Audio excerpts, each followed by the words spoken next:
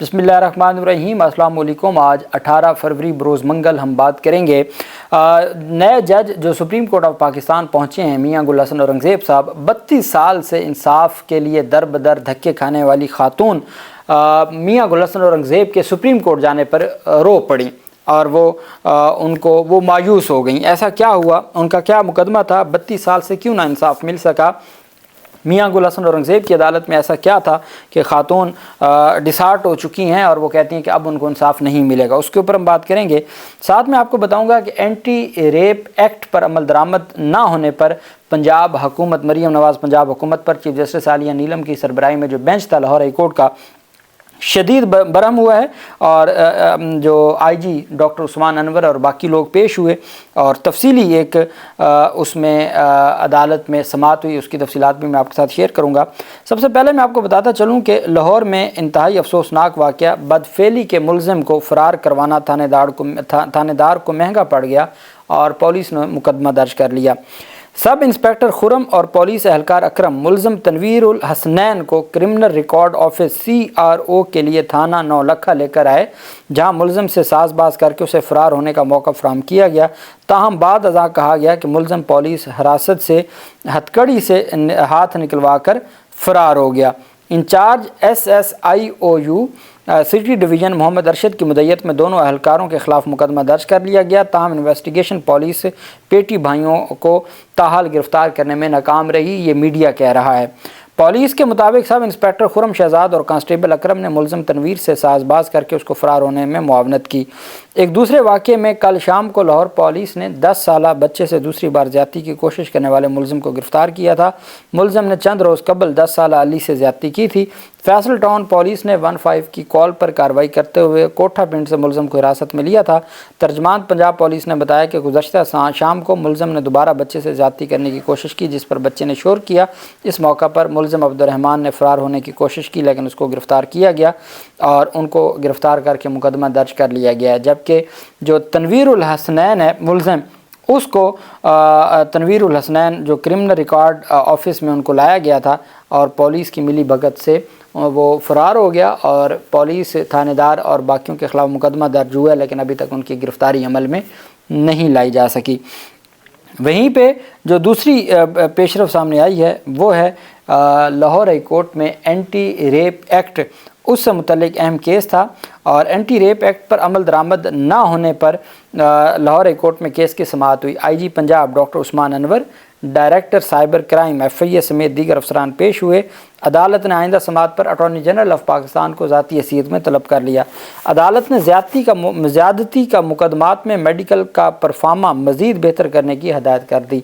अदालत ने इंसदाद जिनसी ज़्यादती एक्ट को ज़ाब्ता फ़ौजदारी के मुताबिक हम आहंग करने की हदायत की। चीफ जस्टिस आलिया नीलम ने एंटी रेप एक्ट की बाबत वफाकी हुकूमत को ख़त लिखने पर एडिशनल एडवोकेट जनरल बलीगु ज़ुमान पर इजहार बरहमी किया। Chief justice high court Alia नीलम की सरबराही में 3 रुकनी बेंच ने समाअत की। मुलज़िम सुलेमान ताहिर समेत दीगर की दरख्वास्तों पर समाअत की। एडिशनल एडवोकेट जनरल बलीगु ज़मान ने मेडिकल परफार्मा के मुतल्लिक रिपोर्ट पेश की। चीफ जस्टिस मिस आलिया नीलम ने एडिशनल एडवोकेट जनरल बलीगु ज़मान से मुकालमा करते हुए कहा कि जो राय आप वफाकी हुकूमत से लेना चाह रहे हैं, हो सकता है कि अदालत की राय उससे मुख्तलिफ हो। चीफ जस्टिस ने एक्ट की जिस दफ़ा की बाबत आपने वफाकी हुकूमत को ख़त लिखा, वो अदालती फ़ैसले से भी तशरीह हो सकता था। बज़ाहिर ऐसा लगता है कि आप पूरी कौम को ट्रक की बत्ती के पीछे लगाने के लिए आए हैं। आप आ गए हैं पूरी कौम को ट्रक की लाल बत्ती के पीछे लगाने। चीफ जस्टिस आलिया नीलम ने एडिशनल एडवोकेट जनरल से मुकालमा करते हुए कहा, आपको क्या बताया नहीं गया कि एडवोकेट जनरल ने अपनी बहस मुकम्मल कर ली है। एडिशनल एडवोकेट जनरल बलीगु ज़ुमान ने जवाब दिया कि मुझे नहीं बताया गया। IG पंजाब डॉक्टर उस्मान अनवर ने अदालत को बताया कि ख़वातीन के तहफ़्फ़ुज़ के लिए वुमेन पुलिस स्टेशंस की इस्तादाद कार को बढ़ाया जा रहा है। अदालत ने IG पंजाब के किए गए इक़दामात के बारे में इत्मीनान का इज़हार किया। IG पंजाब ने बताया कि वर्चुअल पुलिस स्टेशन में दी गई ऑडियो और वीडियो शहादतों को महफूज बनाया जाएगा। IG पंजाब कानून शहादत ऑर्डीनेंस के तहत उसे ट्रायल कोर्ट में पेश करने के काबिल इस्तेमाल बनाएंगे। चीफ जस्टिस आलिया नीलम ने एडिशनल एडवोकेट जनरल से मुकालमा करते हुए कहा, साल 2021 के कानून पर साल 2025 में भी अमल ना हो रहा हो اس کا ذمہ دار کون ہے؟ اگر عدالت اس کا نوٹس نہ لے تو اگلے 10 سال تک بھی عمل درآمد نہیں ہونا۔ سماعت کے دوران director cyber crime Syed Hashmat Kamal, prosecutor general Syed Farhad Ali Shah, deputy attorney general Asad Ali Bajwa, D I G legal Awais Malik, A I G monitoring C P O Faisalabad سمیت دیگر پولیس افسران پیش ہوئے اور عدالت نے اٹارنی جنرل کو طلب کرتے ہوئے کیس کی سماعت ملتوی کر دی۔ یہ اینٹی ریپ ایکٹ بنا تھا تاکہ جو زیادتی کے مقدمات ہیں، ریپ کے مقدمات ہیں، ان کے خلاف جو ذمہ داران ہیں سخت کارروائی کی جا سکے۔ لیکن بدقسمتی دیکھیں آپ ہمارے ملک کی، 2021 میں یہ قانون بنا، عمران خان اور پی ٹی آئی کے دور میں 2021 میں قانون بنا، آج تک عمل درآمد نہیں ہوا، عمل درآمد کرنے کو تیار نہیں ہے۔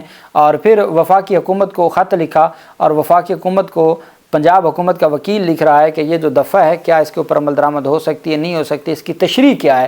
تو عدالت نے کہا بھی یہ تشریح ہم نے کرنی ہے، اب ہم سے اگر کوئی آپ کو مسئلہ تھا تو آپ سوال پوچھتے، آپ نے وفاقی حکومت کو خط لکھا ہے اور وفاقی حکومت سے کیا معاملہ، یہ تو اینٹی ریپ ایکٹ جو ہے وہ پنجاب سے متعلق ہے۔ خیر، عدالت کی جانب سے اٹارنی جنرل آف پاکستان کو معاونت کے لیے بلا لیا گیا ہے کہ آپ آئیں اور بتائیں کہ یہ نظام کیوں نہیں بہتر ہو رہا۔ عدالتیں احکامات دیتی ہیں، عدالتیں کارروائی کریں تو کچھ نہ کچھ چل جاتا ہے، نہیں تو آپ کوئی کام نہیں کرتے۔ جبکہ دوسری جانب اسلام آباد کے پوش سیکٹر F71 میں واقع مکان نمبر 5 کی ملکیت کا 1993-1994 سے شروع ہونے والا تنازع اسلام آباد کی ماتحت عدلیہ سے ہوتا ہوا گزشتہ کئی برسوں سے اسلام آباد ہائی کورٹ میں زیر التوا اور فیصلے کا منتظر ہے۔ نیوزی لینڈ میں مقیم درخواست گزار کے مطابق اگست 1991 میں مذکورہ گھر باقاعدہ وصیت اور ایگریمنٹ کے بعد ان کے والد نے ان کو گفٹ کیا، لیکن چونکہ وہ اپنے والد کی حقیقی اولاد نہیں اور ان کے والد نے ان کو پیدائش کے چند روز کے بعد گود لیا تھا، اس لیے ان کے والد کے رشتہ داروں نے وراثت کے قانون کے تحت مکان پر دعویٰ کیا اور 1993-94 سے شروع ہونے والا تنازع ابھی بھی اسلام آباد ہائی کورٹ کے جسٹس میاں گل حسن اورنگزیب کے پاس زیر التوا ہے، جس کی اگلی تاریخ سماعت 4 مارچ تھی۔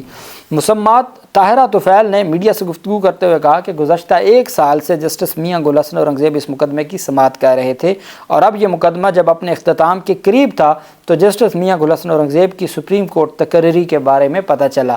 کہتی ہیں کہ میں 32 سال سے انتظار کرتے ہوئے تھک گئی ہوں، میں اس مقدمے پر وکیلوں کو فیسیں دے دے کے تنگ آ چکی ہوں اور اب یہ مقدمہ اپنے اختتام کے قریب تھا کہ جج صاحب سپریم کورٹ چلے گئے، اب پھر نئے سرے سے نیا جج آئے گا جس کے پاس کیس جائے گا، پھر تاریخیں، پھر لمبا انتظار، مجھے لگتا ہے مجھے میری زندگی میں فیصلہ نہیں ہو پائے گا۔ طاہرہ طفیل کے مطابق سی ڈی اے ریکارڈ میں مکان آج بھی ان کے والد کرنل طفیل کے نام پر رجسٹر ہے، لیکن مکان ہمیشہ سے ان کے قبضے میں ہی رہا ہے اور وہی اس مکان کا پراپرٹی ٹیکس بھی ادا کرتی ہیں۔ درخواست گزار نے میڈیا کو بتایا کہ ان کے والد کے قانونی وارثان میں ان کے ایک پھپھو اور بھتیجا شامل تھے، لیکن باقی بیش قیمت جائیدادیں دیگر ورثاء کو چلی گئیں، جبکہ مذکورہ مکان ان کے والد نے اگست 1991 میں ان کی شادی کے فوراً بعد ان کو دے دیا۔ طاہرہ طفیل کے مطابق ان کے والد نے مکان نام کیے جانے سے متعلق ایک تحریری معاہدہ بھی دیگر وارثان کے ساتھ کیا، لیکن جب 1993 میں سی ڈی اے میں مکان کی ملکیت تبدیلی کے لیے وہ گئیں تو ان کے والد کے بھتیجے نے مکان کی تقسیم کے لیے مقدمہ کر دیا۔ طاہرہ طفیل کے مطابق سول عدالت میں ان کی پھپھو اور ان کے بیٹے نے ان کے حق میں بیان دیا، تاہم سول عدالت نے مذکورہ بیانات کا ذکر نہ کرتے ہوئے فیصلہ ان کے خلاف کر دیا اور اس کے بعد یہ مقدمہ اسلام آباد ہائی کورٹ میں زیر التوا ہے۔ وہ کہتی ہیں 32 سال سے انصاف کی منتظر خاتون جسٹس میاں گل حسن اورنگزیب کی سپریم کورٹ تعیناتی سے پریشان ہو گئیں۔ انہوں نے کہا کہ مجھے امید لگی تھی کہ اب معاملہ ہمارے ہاں یہ ہوتا ہے، بعض اوقات کیس ہے اس کے اوپر فائنل آرگومنٹس ہوتے ہیں، پہلے ایک موقع ملتا ہے، پھر دوسرا موقع ملتا ہے، پھر تیسرا موقع، ایسے چلتا رہتا ہے۔ جب فائنل آرگومنٹس عدالت بالآخر کامیاب ہو جائے فائنل آرگومنٹس کروانے پہ تو اس کے بعد پھر ہمیں جج صاحب تبدیل ہو جاتے ہیں، جج صاحب تبدیل ہوتے ہیں، پھر نیا جج صاحب آتا ہے، وہ نئے سرے سے موقع دینا شروع کرتا ہے، پھر ایک موقع، پھر آخری موقع، پھر قطعی آخری موقع، پھر لاسٹ اینڈ فائنل اپرچونٹی دی جاتی ہے، اور اتنے میں اگر جج وہ تبدیل ہو 6 مہینے لگ جاتے ہیں اس پورے پروسیس میں، پھر جج تبدیل ہو گیا، بعض اوقات ججز فیصلہ محفوظ کر لیتے ہیں، اس کے بعد چلے جاتے ہیں، جس کی وجہ سے پھر وہ مقدمہ آگے نہیں بڑھ پاتا۔ تو یہ ہمارے ملک کا ایک نظام ہے، یہ عدالتی نظام ہے جس کو بہتر کرنا ذمہ داری ہے یحییٰ آفریدی صاحب کی، لیکن وہ ابھی تک تو نئے ججز اپنے پاس اور پھر ان کو نئے پرانے ججز کو عہدوں سے یا کمیٹیوں سے ہٹا کے نئے ججز کو تعینات کر رہے ہیں۔ اب دیکھنا یہ ہے کہ عوام کو انصاف کب ملے گا۔ اللہ پاک پاکستان کا ہم ناصر ہو۔ بہت شکریہ۔ اللہ حافظ۔ پاکستان زندہ باد۔